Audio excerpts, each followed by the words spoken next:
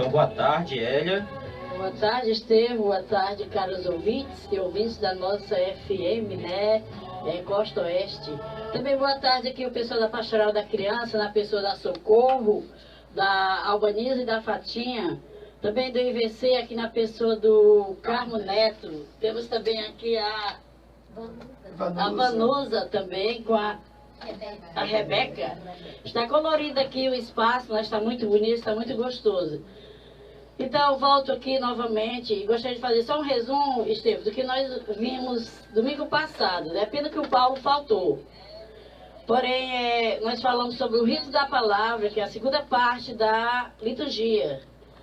Ou seja, o rito da palavra que vem composto de primeira leitura, salmo, segunda leitura, evangelho e homilia, sendo a segunda parte da missa de toda a celebração litúrgica. Também aprendemos que o rito da palavra, quanto ao rito sacramental, são a centralidade da celebração eucarística, ou seja, um completa o outro. Jamais uma celebração eucarística poderá faltar esses dois ritos, porque assim não seria uma celebração eucarística, uma celebração da vida. Bem, no primeiro rito, Deus se comunica com o seu povo, né, que é o rito da palavra, através das leituras, do salmo, do evangelho, das preces. Por isso implica uma proclamação e não uma leitura, que foi o que nós tentamos aqui debater no domingo passado. Também no segundo rito, Deus se oferece como corpo e sangue. Por isso, no início, nós escutamos a palavra, nos alimentamos com a palavra. E já no segundo rito, que é o sacramental, nós nos fortalecemos como alimento, né? Recebemos o corpo e sangue de Jesus Cristo. Que as leituras não podem e não devem jamais ser feitas de qualquer jeito. Seja pegar de última hora, como nós falamos, né, Estevam? Pegar no laço. Pastoral do Laço. Pastoral do Laço. Interessante que ainda ontem, numa celebração, eu vi a Pastoral do Laço funcionando. Fiquei triste, mas, meu Deus, um dia a gente consegue.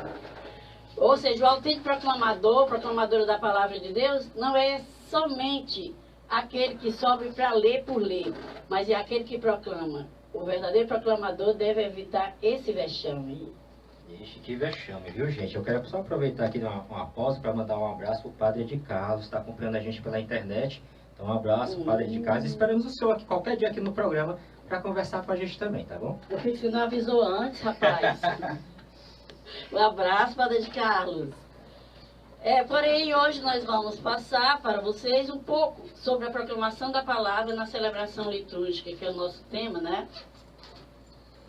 A princípio, vale ressaltar que, antes da palavra ser escrita, já era uma ação que passava oralmente pelo povo.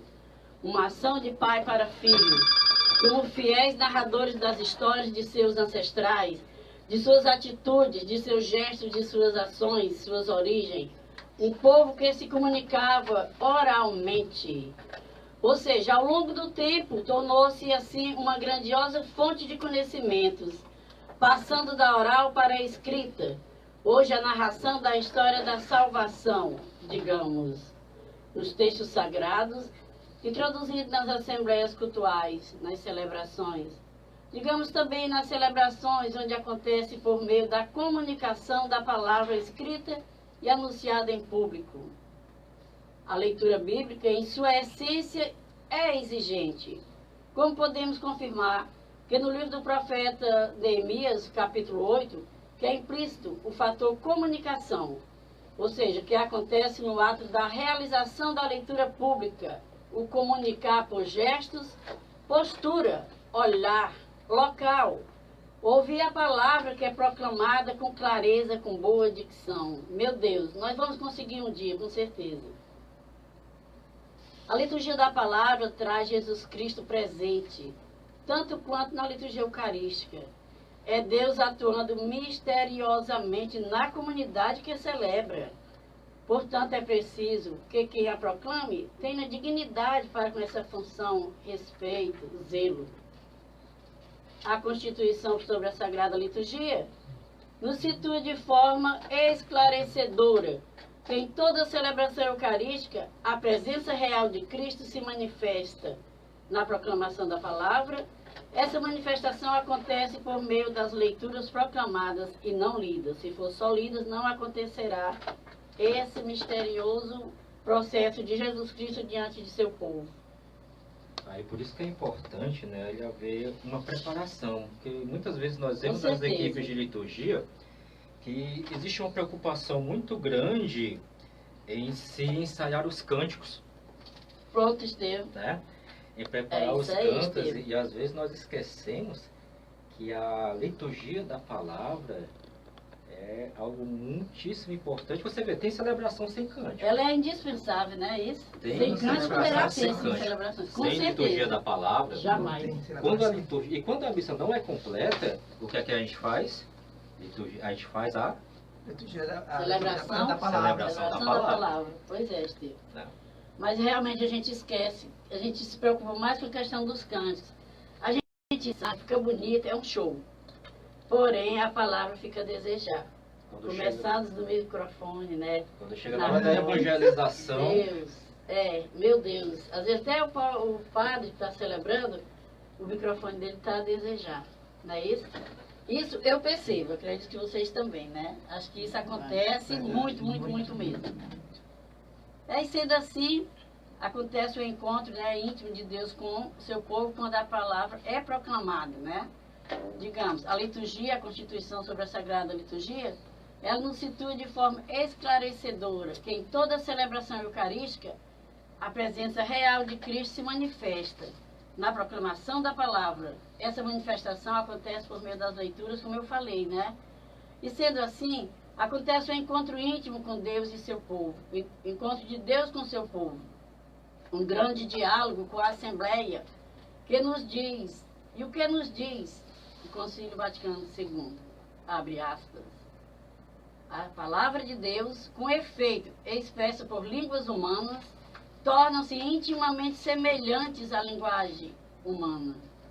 Outrora, o Verbo do Eterno Pai, tomando a carne da fraqueza humana, se tornou semelhante aos homens. Ou seja, a palavra de Deus, quando é realizada por nós humanos, ela precisa ser caprichada, respeitada, não ser de qualquer forma. Portanto, aqui nós podemos dizer, caro leitor, cara leitora, que o leitor, o proclamador, é um instrumento usado por Deus, onde acontece a ação de Cristo para com seu povo. Por isso não pode e nem deverá jamais ser essa ação realizada de qualquer forma. É de responsabilidade buscar, primeiro de tudo, conhecimento, preparação, formação, organização, para que aconteça a verdadeira ação do Espírito Santo e assim possa envolver o proclamador e a Assembleia. eu gostaria só de acrescentar, Elia, nesses pré-requisitos, a questão da humildade. Pronto, Né? é essencial, Estevam. Porque você vê que às vezes as pessoas assumem o ministério, muitas vezes não é para servir. Com certeza. Às vezes é Pra para aparecer. aparecer. É triste, mas é uma realidade, né? A gente precisa dizer. Né? E essa humildade precisa ser tal que ali você deixe de transparecer o próprio Cristo. É um dos requisitos do ser humano. Ser um É canal isso. limpo. Com certeza, com certeza. O ser humano aparece, o Cristo desaparece. Justamente como o Neto está falando, o ser humano aparece e o que é essencial, que é a palavra de Deus, Jesus Cristo desaparece. Também, os verdadeiros proclamadores, segundo a Sagrada Liturgia, exigem que tenhamos requisitos para exercer esse ofício com qualidade, onde está inserido na formação uma variedade de elementos que lhes são indispensáveis. Citaremos algum. O Estevam já acrescentou aí a questão da humildade. Poxa, ser humilde, ser eficaz, ser humano. Isso sim faz parte da nossa personalidade. Você vai proclamar a palavra de Deus e não a nossa. Por isso exige sim, Estevam, Neto aqui, o discernimento. Ou seja, saber diferenciar a questão do fazer a leitura e do proclamar a leitura em público. Exige também segurança. Ter domínio na leitura. Conhecer a leitura. Não se deixar levar só pelo conteúdo da mesma, mas saber se expressar, falar, olhar, movimentar-se, comunicar-se com a Assembleia. Assim envolve a Assembleia. Também exige, acima de tudo, oração. Ou seja, proclamar com os lábios, abre aspas, podemos dizer: ó Deus Todo-Poderoso, purificai-me o coração e os lábios, para que eu possa anunciar dignamente a vossa palavra. Fecha aspas. Também exige preparação. Preparação da leitura, meditar, ler, ler e ler. Quantas vezes for preciso, até tornar-se íntimo ou íntima da mesma, a fim de entendê-la e conhecê-la, sabendo o que está lendo. Conhecendo o que está lendo, conhecendo o próprio texto. Por isso exige, acima de tudo, uma exegese, uma hermenêutica, ou seja, saber teologicamente o porquê do texto, dos personagens que irá proclamar, do conteúdo, porque foi naquela época, o que acontecia no contexto histórico, as palavras usadas, a linguagem, trazê-lo para o momento atual. Saber destacar o ambiente, os personagens, o gênero literário, a mensagem que o texto deseja passar. Também a postura é essencial, faz parte sim da proclamação da palavra. A gente poderia dizer assim, mas é tanta besteira, eu subo lá e leio e pronto, acabou, se eu já sei ler. Mas isso não poderá acontecer. Portanto, a postura no ato da proclamação da palavra, deverá se preocupar e ter postura ao subir ao presbitério, ou seja, ao altar até o ambão.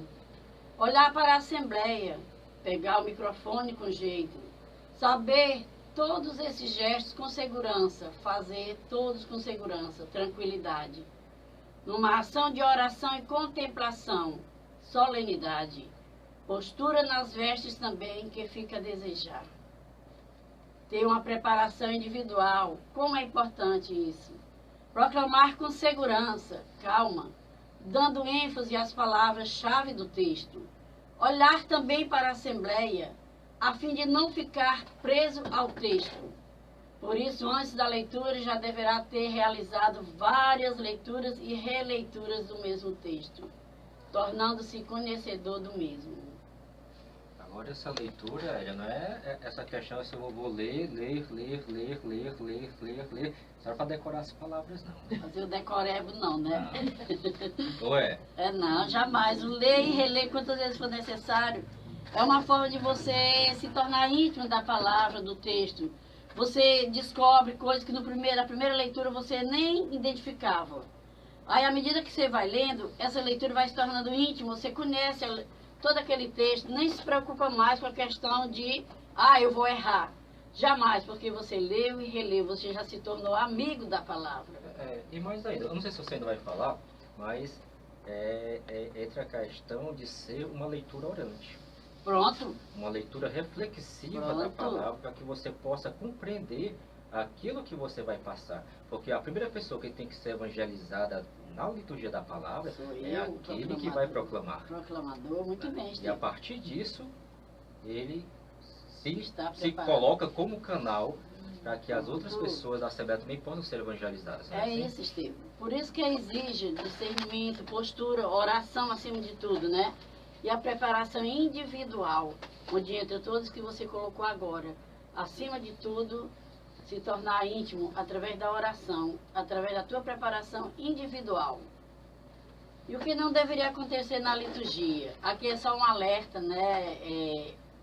Que foi um dos pontos que eu coloquei na minha monografia, que minha monografia foi como a questão do proclamador da palavra, e não do leitor ou da leitora. Eu bati muito em cima da questão da proclamação da palavra. E isso me incomoda um bocado, quando eu vejo a leitura simplesmente sendo lida, sabe? Mas, não, peraí, mas olha a chiqueza, né? Monografia. Eu sei que foi que tu falou TCC, né? Monografia e TCC dá no mesmo, é a mesma coisa. Por isso que eu chamei de doutora, ela chamou, né? Não, sou doutora não, sou uma simples teóloga. Nossa, olha só, uma simples teóloga. Teóloga, como se ser teóloga fosse simples, né? Você sim, tudo né? bem, vamos pra frente. Vocês estão me deixando aqui bem... À vontade, à vontade. Bem comprometedora, viu? É o que não deveria acontecer na liturgia. Convidar pessoas para proclamar as leituras sem ter lido o texto, sem ter nenhuma preparação antes do ato da ação da proclamação. Seja em cima da hora, pegue no laço. Ontem aconteceu isto. Proclamar as leituras no jornalzinho ou na liturgia diária, ou mesmo na Bíblia, pois o lecionário existe para isso. Seja proclamado no lecionário, é para ser usado, não é só enfeite. Proclamadores, proclamadoras, ficar sempre com os olhos fixos no lecionário, sem olhar para a Assembleia, não pode nem deve. Usar vestes inadequadas para a ação, transparências, curtas, apertadas, decotes, sem mangas, né? Cabelos desarrumados. Não deixar os cabelos tampando o rosto, né? Que ali você perde todo o seu sentido e a Assembleia fica só olhando para o jeito do teu cabelo, para o jeito da tua roupa e esquece o essencial. Subir ao presbitério sem nenhuma postura solene. Ter solenidade ao subir, ao proclamar. Proclamar a leitura sem se preocupar com o tom de voz. Colocar o microfone muito alto ou muito baixo, causando ruídos quando está alto demais. Sempre os mesmos leitores ou leitora fazer todas as leituras, salma, preces e até comentários. Não deve nem pode. Ter uma dicção não clara e não compreendida pela Assembleia. Fazer pausa onde não existe no texto. Proclamar as leituras sempre com o mesmo tom de voz, sem diferenciar o estilo literário de cada texto. Sem se preocupar com o texto, atropelando-o. Proclamar, no ato da proclamação, ficar folheando ainda o lecionário para descobrir onde está a leitura. E aí, caiu a leitura. Não deixar jamais a Assembleia perceber insegurança, falta de preparação. Isto é, são situações que mexem, não só com quem está lá em cima passando o maior vexame, mas a Assembleia que está a participar da liturgia e não para assistir. Então, Estevão, aqui chegamos a um ponto, né, em relação à proclamação da palavra. São muitas coisas, é muito rica, é muito cheia de detalhes, muito cheia de exigências, mas são coisas que nós devemos nos preocupar. São coisinhas pequenas que às vezes, talvez alguém esteja dizendo, ô besteira, eu já sei de tudo isso. Pois vamos praticar, vamos colocar em prática, vamos fazer nossas celebrações vivas, bem vivas mesmo, onde a Assembleia participe e eu também participo. Então é isso aqui. Na verdade, eu tenho duas preocupações em relação a isso.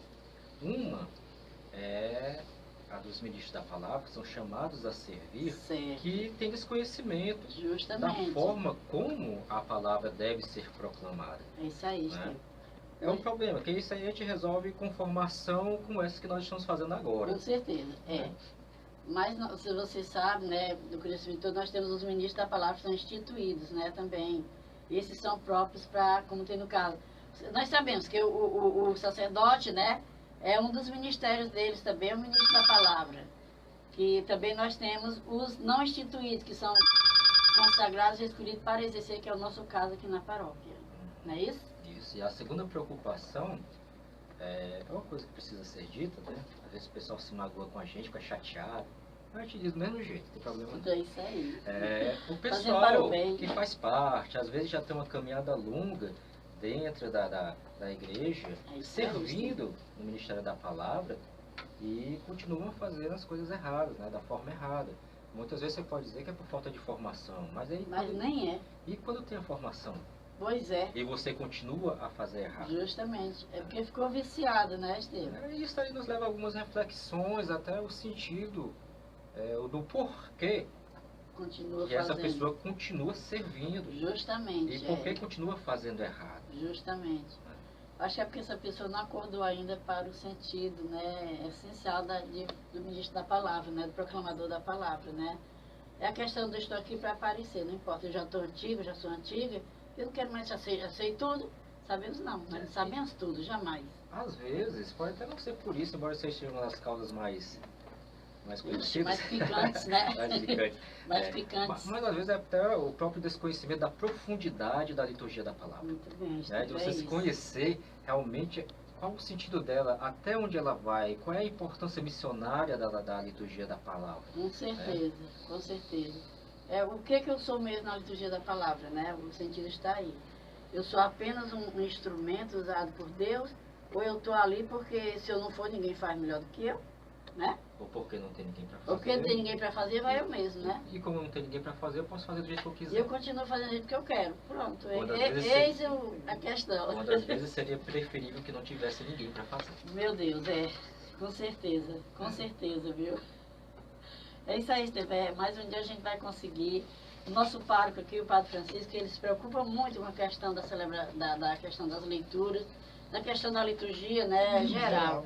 Não só ele, Padre Assis é outro também, nosso vigário, e agora o Padre de Carlos também, a gente percebe que ele fica inquieto quando ele vê certas situações, né? Ainda mais um dia, quem sabe, se esse trio vai conseguir colocar nós proclamadores no caminho certo, né? Quem sabe, tudo pode acontecer. Só avisar para o pessoal da paróquia, né? Avisar o pessoal da pastoral litúrgica, das equipes de liturgia, que vem um monte de informação por aí para vocês. Nós estamos preparando. Coisa boa. Nós temos reunião da pastoral litúrgica dia 23. Com certeza, vai dar certo. E vamos anunciar algumas coisinhas. É isso aí. Vamos mexer, né, Estevam? Embora a gente incomode, mas quando a gente incomoda é porque a gente está fazendo alguma coisa certa, não é isso? Eu acredito que sim, eu penso desse jeito. Se tu está incomodando é porque tu está fazendo alguma coisa certa. Porque você está sendo levado à reflexão. Justamente. Você está sendo levado, você foi motivado. Então nós temos mais alguma coisa para hoje? Não, para hoje não. Acho que aqui nós encerramos, né, Estevam? Quando na próxima, se eu for útil, mais uma vez, puder ser útil aqui, então... Já tem uma cara, vou botar ali a cadeira. Já tem um ali que tem o nome do Derlan, tem o nome do Vixe, Paulo. olha, é padrão, ó. Vai colocar agora assim, Hélia Lúcia. Ainda bota lá embaixo, só pra tu ficar assim sem jeito, bota assim, Teolo. Aí já não tem mais. Quando eu fiz o meu curso de teologia, né, aí eu descobri, né? Olha, Ela tem dizendo, outro ela teólogo dizendo. aqui, ó. A outra teóloga, rapaz. Não, eu não, ela que dizendo. Quando eu Pois fiz é, o curso Estevam. de teologia, era Então, assim. semana que vem, nós podemos já começar, no nosso curso de liturgia, com a parte da liturgia da palavra.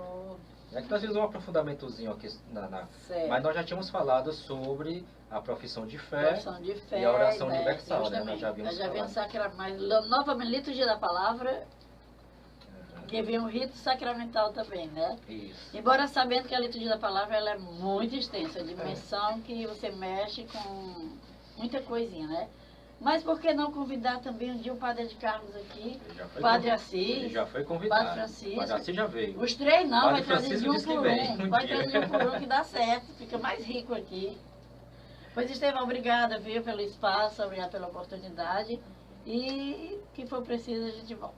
Eu Tá agradeço a sua disposição e sempre que você estiver disponível, quiser conversar com a gente aqui, fazer Ok, parte que bom. da discussão sobre liturgia ou os outros temas que nós trabalhamos no Tá programa, bom, que bom. você é sempre bem-vinda, viu, Hélio? Obrigado pelo convite, viu? Eu agradeço.